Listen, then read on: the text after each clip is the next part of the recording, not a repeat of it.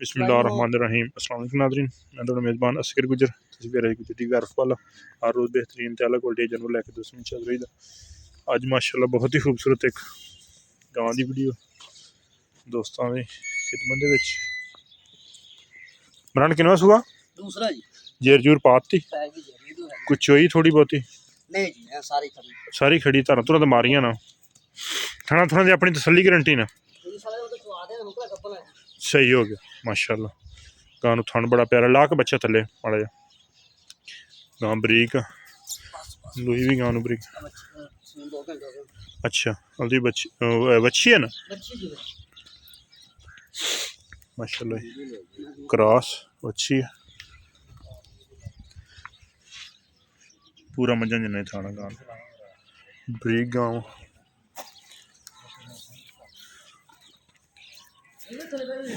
अच्छा मार खतारा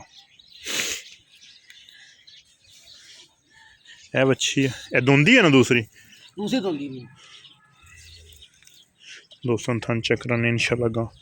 अच्छा थले मंगा लेंदी मज्जां तना क्या बात है बैड ये इमरान महीना कटदी कि ज्यादा 14-15 दिन पे थाने भी चंगा गां थाने वाली होंदी माशाल्लाह।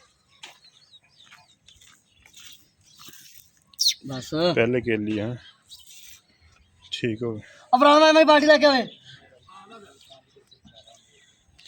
मैं चाहिए भी कदे नहीं देखो माशा तू बोल जल्दी ठीक हो गया चल बात ठीक है बात चोलियो हाँ चल बात ठीक खोल लाज वंगा टोरी तरह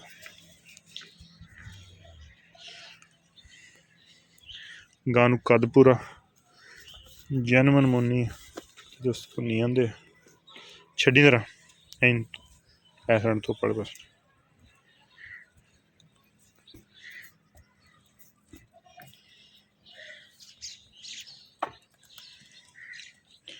माशाल्लाह गांव फुल बड़ी। इमरान किनवा सूआ दूसरा सूआ वा मगर बच्ची है क्रॉस दोस्तों के सामने ते रेट दा किन्ना का मुल किन्ना करना रेट मकूल जा 4.5 लाख 4.5 लाख दुध किन्ना करेगा कोई दिखाया गारंटी अच्छा माशाल्लाह थाने गानू बहुत प्यारा खान पीन पिछे मोड़ दे बस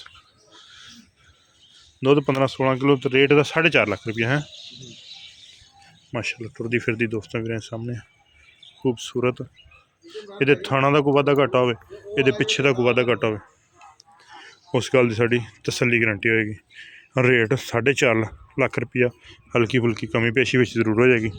रबता नंबर 0300-567-2355 लोकेशन तहसील अर्फ वाला जिला पाकपतन शरीफ।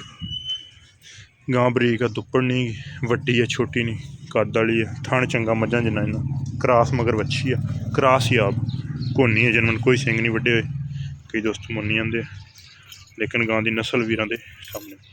उम्मीद करने का जुड़ी है दोस्तों पसंद वीडियो पसंद आने जाना दोस्तों ने शेयर जिन्होंने दोस्तों ने चैनल नहीं किया सबसक्राइब चैनल सबसक्राइब विच चीर वाला लिबास है माशाल्लाह जिस तरह गां दोती आई वंडिया वुंडिया तो लगी अल्लाह दे कुना नज़ारे कराएगी 4.5 लाख रुपये। एक अगली तो नवी बेहतरीन वीडियो फिर हाजिर होंगे उस टाइम तक अपने मेज़बान असगर गुजर इजाज़त अल्लाह हाफिज़।